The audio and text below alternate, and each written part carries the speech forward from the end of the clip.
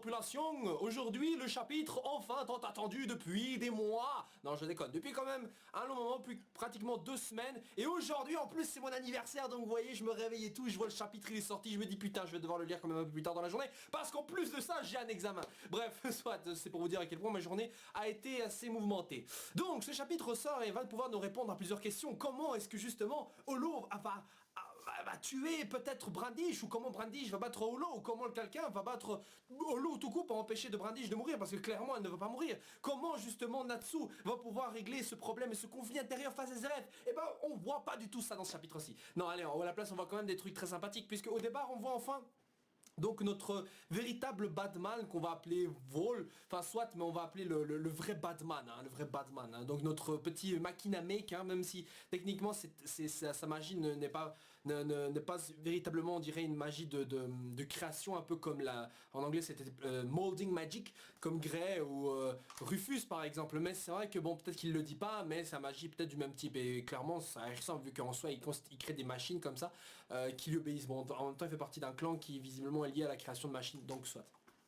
Bien, et donc sur le champ de bataille, Mermaid Hill et la Miascale justement se bougent le cul, parce qu'évidemment ils sont tout seuls face à une armée de monstres et il n'y a aucun membre de Fairy Tail qui est avec eux, hein, et donc du coup ils doivent un peu se démerder. Enfin, en même temps on sait que Erza est sur le point de rejoindre le champ de bataille pour les aider, mais justement la meuf elle est déjà blessée, donc pour l'instant elle ne risque pas de combattre, ou alors putain Mashima c'est un vrai tyran. Mais en tout cas ce qui est intéressant de voir, c'est que Di Maria entre en scène, et je vous l'avais dit au moment même où j'avais vu que Di Maria a été introduite comme étant visiblement un Spriggan qui combat sans utiliser de magie. Directement, qu'est-ce que j'ai dit? Kagura direct. Et là qu'est-ce qu'on voit? Bah Kagura. En plus je vous l'avais dit, j'aime pas trop son design avec le kimono, me demandez pas pourquoi, mais j'aime pas trop. Enfin vous savez, chaque personnage un peu représente une sorte de fétiche, hein.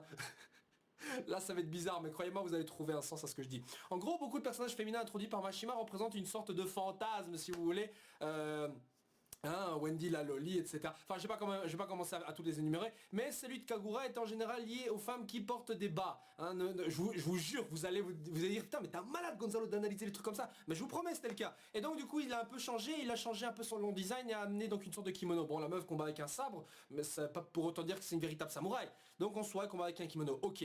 D'ailleurs, je me suis dit un truc, c'est que, voilà, depuis quelques temps, les samouraïs, les combats à l'épée, des trucs comme ça, je me dis depuis un moment, en plus de ça, que si Fairy Tail devait terminer la prochaine œuvre de Mashima, comment elle serait? Et bah pour moi je pense qu'elle se reporterait sur le monde féodal, parce que rappelez-vous, il y a très longtemps il y a eu un one shot qu'il a fait qui s'appelait Star Beater Satsuki, hein, d'ailleurs je fournirai peut-être un lien dans la description si vous l'avez pas lu, qui est donc d'une quarantaine de pages, qui était assez agréable à lire. Bon voilà, c'était sans plus, sans vraiment être non plus génial, avec une héroïne qui donc s'appelle Satsuki, qui ressemble vraiment beaucoup à une sorte de croisement entre Erza et Wendy en plus petit, avec le corps de Wendy, et qui donc traite d'une petite fille qui recherche des sabres à travers le monde, des sabres maléfiques que son maître a créé, elle-même étant justement un forgeron, ou une forgeronne, enfin un forgeron, voilà. Et donc du coup voilà, elle analyse la puissance de combat des sabres, genre ce sabre a une puissance de combat de sang, elle arrive à le voir comme ça. Bref, c'était assez sympathique, mais pourquoi je vous raconte tout ça? Pour vous dire que peut-être que ce one shot n'est qu'un prélude, n'est qu'un indice sur le prochain monde que Mashima risque d'exploiter, et peut-être justement faire en sorte que Kagura combatte par exemple avec un kimono et un sabre est une manière à lui de pouvoir s'entraîner un peu, peut-être pour voir un peu à quoi pourrait ressembler un personnage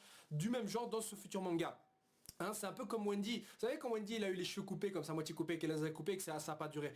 Mashima était en train de faire un test, hein, pour le design de Wendy. Mais évidemment il a pas gardé le truc, il a demandé évidemment à ce que Cancer puisse justement faire repousser ses cheveux. Et c'est ce qui est arrivé. Donc des petits trucs comme ça, c'est des tests, hein, de la part de Mashima. J'ai l'impression qu'il veut vraiment tester des petits trucs. Donc du coup Di Maria enchaîne un petit clash rapide avec Kagura, alors que Kagura elle est impressionnée par la puissance justement que dégage Di Maria. Et bien question ici de puissance magique. Donc Di Maria possède évidemment de la puissance magique, elle n'est pas une simple humaine qui a, enfin une simple personne qui a augmenté sa puissance physique, bien que ça aurait été vraiment très très cool, mais c'est pas le cas.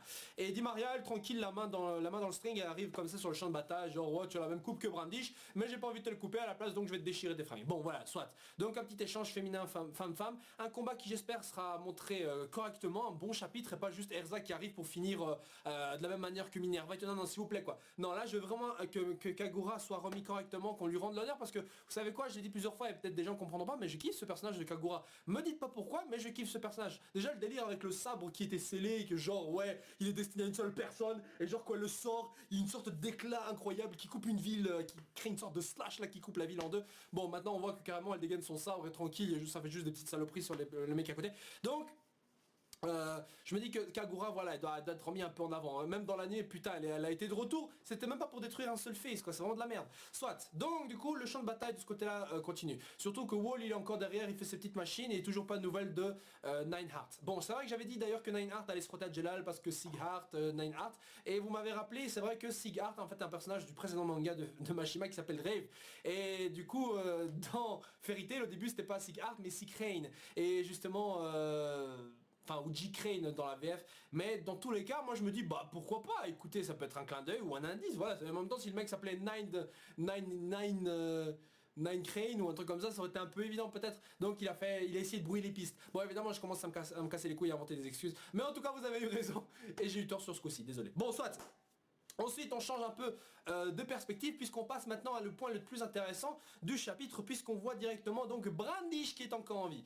Et vous demandez pourquoi? Eh ben on sait pas, en fait on sait juste que visiblement Lucy et Kana ont fait quelque chose qui ont permis à Brandish de survivre, et Holo lui il est à terre comme ça dans la prison. Bon, il y a un truc que je comprends pas, c'est déjà de 1 on l'a pas vu le truc, bon je peux comprendre, mais au moins une mini explication sur le délire, parce que je rappelle que Holo c'était un peu le mec qui arrivait à se masturber, regarder la télé, manger une glace, en même temps foutre une Rustanatsu à Erza et à même Lucy tranquille comme ça, il rigolait le mec. Et là comme ça tranquille il est dans une cellule qui est fermée et Lucy et Kana, surtout Kana, genre ça veut dire Jean Lucy est toute seule, hein, parce que Kana Kana elle compte pas. Enfin soit, mais voilà, genre elle arrive à battre Holo toute seule. Et comment? Ça on n'en sait rien. En plus comme je l'ai dit, ils sont dans une cellule, donc clairement la meuf elle va pas invoquer un esprit à travers le truc ou attaquer. Enfin je sais pas, je veux dire Holo il aurait vu quoi, merde, le mec il maîtrise la magie spatio-temporelle, donc même si Lucy invoque quoi que ce soit, bah ça sert à rien, le mec qui fait ça et c'est parti. Alors tout ce qui reste c'est Kana qui utilise une magie avec ses cartes, mais bon à part l'avoir peut-être endormi ou un truc comme ça, et encore prendre de surprise Holo, alors que franchement il n'y a qu'une seule manière justement pour les protagonistes d'arriver, et c'est certainement pas surprise. Donc voilà, c'était une scène voilà, qui a été zappée, mais qui je pense aurait dû quand même avoir un petit moment de traitement, surtout quand on sait que Holo n'a pas été vaincu, si ce n'est par Brandish, mais bon elle a une magie abusée aussi. Soit. Donc Brandish se réveille, et là pourquoi vous m'avez sauvé la vie, le classique du méchant qui se fait sauver la vie par le gentil. Et donc évidemment ils sont tous là en train de dire oui mais on a des questions à te poser, on va pas te torturer, on n'est pas là pour ça, patati patata, bla bla bla, vous savez la même rengaine classique. C'est vrai que vous m'avez dit à de nombreuses reprises pardon, que Brandish était sur le point d'aller vers une direction de fairy tailisation, c'est-à-dire en gros qu'elle va passer du bon côté de la force, hein, qu'elle va limite entrer dans fairy tail quoi. Et moi j'étais là, moi j'aimerais pas. Ouais parce qu'il y en a un peu marre des méchants qui regrettent et qui deviennent des gentils. Bon vous allez me dire c'est vrai que sinon ça ferait genre ouais le pardon n'existe pas et c'est pas une belle image à véhiculer à travers les mangas. Mais bon merde quoi, il y a des méchants qui restent méchants, point barre. Et vous savez ce qui m'a mis la puce à l'oreille et qui me fait penser maintenant comme vous, bah, c'est que regardez le regard de Brandish. Regardez le regard de Brandish. Depuis quelques temps, depuis pratiquement en fait les chapitres après la scène de bord, depuis qu'elle a été capturée quoi, le regard de Brandish a blindé changé. Avant le regard de Brandish c'était genre un regard indifférent, de dédain, limite de voilà, d'une personne hautaine comme ça. Et je trouvais que ça lui donnait un air très cool personnellement, et je préfère comme ça. Ça lui donnait un air très cool, mystérieux, posé, et qui genre c'était genre la personne très calme mais qui cachait une puissance monstrueuse. Et la première fois qu'on l'a vu c'était le cas, putain la meuf elle a réussi à diminuer la taille du Nil ou l'augmenter, je sais plus exactement. Enfin soit, mais je trouvais que c'était un truc de fou ça. Et le contraste justement entre le son calme et sa puissance était justement une bonne chose. Le problème ici c'est que Mashima a changé un peu les traits de son visage, et au niveau de ses yeux c'est pareil. Elle a l'air plus lucide, plus vivante, plus vivace et en même temps plus humaine, et certainement et justement par là Mashima arrive à l'humaniser un peu plus. Ce qui permet justement à celle-ci d'être plus attachante et que l'auteur puisse se dire bon ça va, il y a moyen qu'elle éprouve des sentiments. Un truc comme ça. Et pourquoi il fait ça? Bah, c'est pour éventuellement préparer, donc comme vous l'avez dit, une fairy tailisation. Bon, j'emploie des mots que je comprends pas. Non je déconne, mais en gros ce que je veux dire par là c'est que voilà, Mashima j'ai l'impression qu'il a vraiment changé. Quand vous regardez Brandish, clairement il y a des chapitres ou l'autre où franchement il a des expressions comme ça qui transparaissent pas. Il y a des expressions un peu genre voilà, il faut un peu la merde, elle est un peu conne, sosote et tout, mais ça reste dans le même délire. Alors que là c'est un peu différent. Bon en même temps c'est vrai qu'il est question ici d'un sujet un peu plus grave je dirais, donc c'est un peu normal qu'il reste pas non plus insensible, mais soit. Quand on sait comment elle a réagi quand elle a dit ah tu es la fille de Leila, elle avait pas commencé à faire un regard comme ça, elle avait fait un regard genre comme ça, vous voyez, un truc comme ça, et ça je trouvais ça bien. Soit, donc du coup, Brandish demande donc à parler seul à Lucy, donc sous la seule condition qu'elle soit détachée, sans pour autant qu'on lui enlève évidemment ses menottes, hein, il faut quand même pas déconner. Donc du coup, tout le monde sort à part Lucy. Et donc elle commence son histoire, elle raconte comment ça se fait que bah, connaissent Leila. Et en fait, l'histoire est assez classique en fait, et malheureusement c'est un petit problème. Maintenant j'espère que soit ça va se complexifier, soit l'histoire va un peu se complexifier, enfin pas trop non plus, mais ou alors le résultat ne sera pas du tout par rapport à ce qu'on s'attend. Hein. je pense que vous vous êtes rendu compte que depuis le début de cet arc-ci sur la guerre contre les Spriggan et Zeref, Mashima arrive à nous prendre dans une sorte de contre-pied, hein. Il arrive à nous surprendre un peu plus. Là, on avait l'habitude de l'attendre à un coin de rue. Le mec, il a décidé de changer et nous surprendre par derrière très souvent, tel un sodomite. Et donc, moi, je me suis dit qu'à ce moment-là, peut-être que Brandish, finalement, ne sera peut-être pas fairytalisé. C'est pour ça que je garde cet espoir-là. En même temps, je me dis, Brandish, c'est vrai, elle est cool et tout, donc... La fairytalisée, ça permettrait de la garder un peu plus longtemps sur la scène, mais en même temps, on s'approche de la fin du manga, donc faire rentrer de nouveaux persos dans la guilde, voilà, c'est pas non plus super utile, quoi. Soit. Donc, continuons ce que je disais, excusez-moi. Donc, elle raconte que sa mère était en fait une servante de Leila, sa mère qui s'appelait Grémy ou Grammy, un truc comme ça, je sais pas. Et donc, voilà, elle raconte comme quoi, après quand Leila a décidé d'abandonner un peu sa carrière de constellationniste, elle a laissé donc ses clés à ses servants. La première, donc Caprico, à Zoldeo, donc le mec là qui possédait Caprico dans Game of Earth. Elle a laissé à une autre femme, Scorpio, enfin, soit j'ai une vieille dame que connaissait visiblement Lucie, j'ai pas vraiment capté d'où elle la connaît.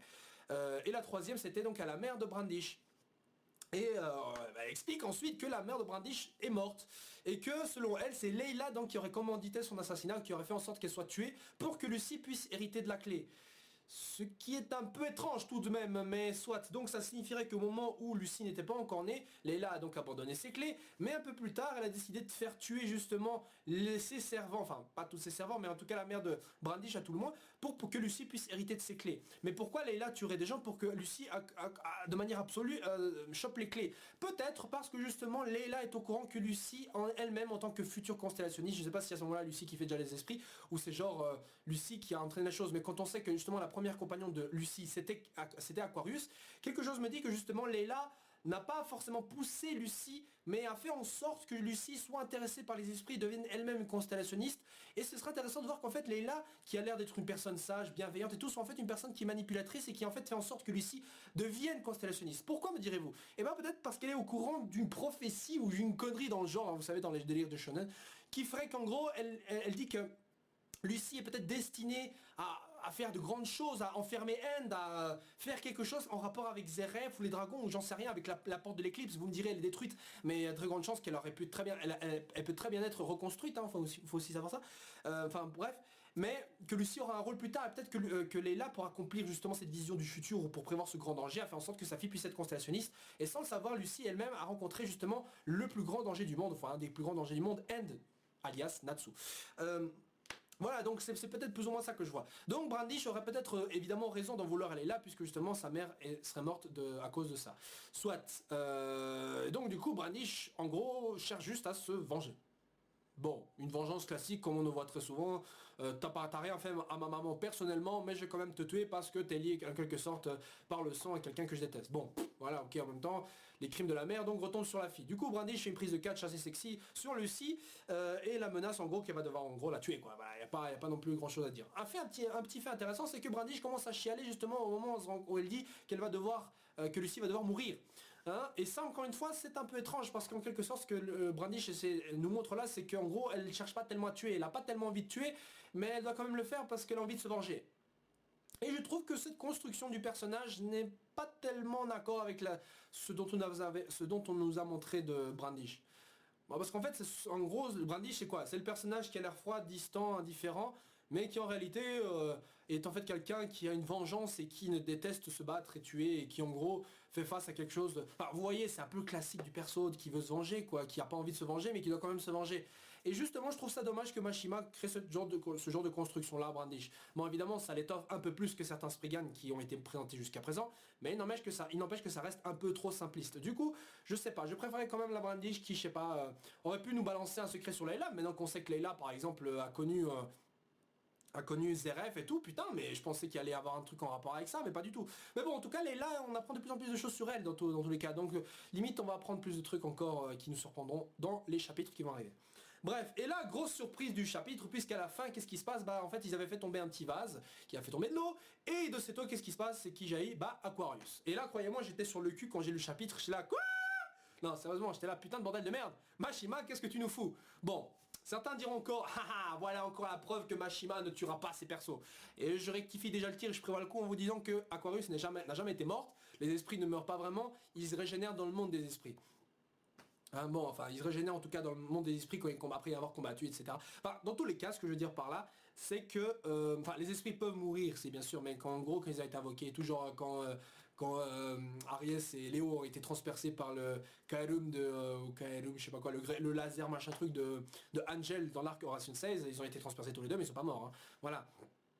Et donc, qu'est-ce que je veux dire? Oui, que voilà, donc elle est pas morte, elle était juste coincée dans le monde des esprits et que Lucie pouvait plus l'invoquer. Bon, faut savoir aussi que Lucie est quand même allée dans le monde des esprits et vous savez dans le passage où il devait s'entraîner pour les jeux magiques avec les autres et tout, et genre ils ont rencontré des esprits là par genre Nikolai, toutes les versions de Nikolai, alors que Lucie possède pas forcément les clés de ce de tous les Nikolai là, donc et en plus elle arrive à voir le roi des esprits et elle a pas forcément sa clé. Enfin en même temps c'est le roi des esprits donc c'est un peu différent, mais tout de même. Donc voilà, si Lucie se promenait dans le monde des esprits, est-ce qu'elle arriva à croiser Aquarius? Aucune idée, bon soit. Mais en gros Aquarius est là. Pourquoi? Comment? Qu'est-ce qui se passe? On sait que le prochain chapitre s'appelle La mémoire des étoiles ou un truc comme ça. Memory of the Stars. Et donc, vu qu'il est question de mémoire, ça suggère peut-être que Lucie arrive maintenant à invoquer des esprits sans avoir besoin des clés ou un truc dans le genre. Ou que genre le lien avec Aquarius est tellement puissant qu'il a suffi à celle-ci de se rappeler pour que voilà, pour que Lucie arrive à l'invoquer ou un truc comme ça. Hein, bon, je préfère quand même mon idée d'utiliser la clé du Serpentaire qui était une clé, la 13e clé secrète et qui aurait servi justement à reforger une clé en or et qui permettrait alors de réunir les 12 clés du Zodiaque de nouveau. Hein, et ça permettrait à ce moment-là Yukino de transmettre éventuellement toutes ces clés à Lucie et faire de Lucie l'héritière des 12 clés du Zodiaque et blablabla et patati et patata. Bref, vous comprenez un peu le délire où je voulais en venir. Mais bon, là, donc Aquarius surgit toute seule, enfin surgit normal comme ça. Donc... J'imagine qu'on aura la réponse dans les chapitres suivants, de la même manière qu'on aura les réponses donc sur le meurtre de la mère de Brandish. Voilà donc deux petits mystères pour l'instant qui m'intéressent et surtout un combat qui est pendant et qui m'intéresse aussi, et donc Kagura et Di Maria. Maintenant je me suis dit un truc, il est peut-être aussi possible que Di Maria ait tué en fait la mère de Brandish. Bon vous allez me dire d'où tu sors ça, j'en sais rien en fait, j'ai essayé juste de trouver un lien entre les deux persos. Et comme pourquoi elle a fait ça? Parce que peut-être que Di Maria est liée de sang à Leila, vu que c'est peut-être pour ça qu'elle ressemble un peu à Lucie sur les pages couleurs, et que en gros elle était jalouse que sa mère bosse pour Leila et pas genre Di Maria ou la mère de Di Maria pardon parce que blabla alors qu'ils étaient liés de sang. Enfin voilà bon on va voir, j'étais en train d'inventer un truc à la seconde là sur commande mais ça marche pas trop. Enfin soit excusez-moi. Vous savez les vidéos brouillonnes c'est un peu le délire de la chaîne. Voilà et bah c'est tout ce qu'il y avait donc dans ce chapitre aussi. J'espérais quand même un peu voir du côté des dieux d'Ishgal hein, et de Auguste, le combat qui était censé quand même ravager la moitié de la Terre, enfin soit. Donc les gens se retrouvent la semaine prochaine pour le prochain chapitre de Fairy Tail et n'espérez pas trop de vous ennuyer puisque justement Fairy Tail 0 est adapté en animé, le prochain épisode de Fairy Tail en animé justement est sur cet épisode là. Voilà donc les gens, bah ouais, je vous retrouve la semaine prochaine et j'espère que vous avez passé de bonnes fêtes et fêté un magnifique nouvel an. Nous sommes maintenant en 2016, j'ai 24 ans et je suis content de continuer de vivre cette aventure avec vous les gens parce que cette année va être déjantée. Sur ce, ciao ciao.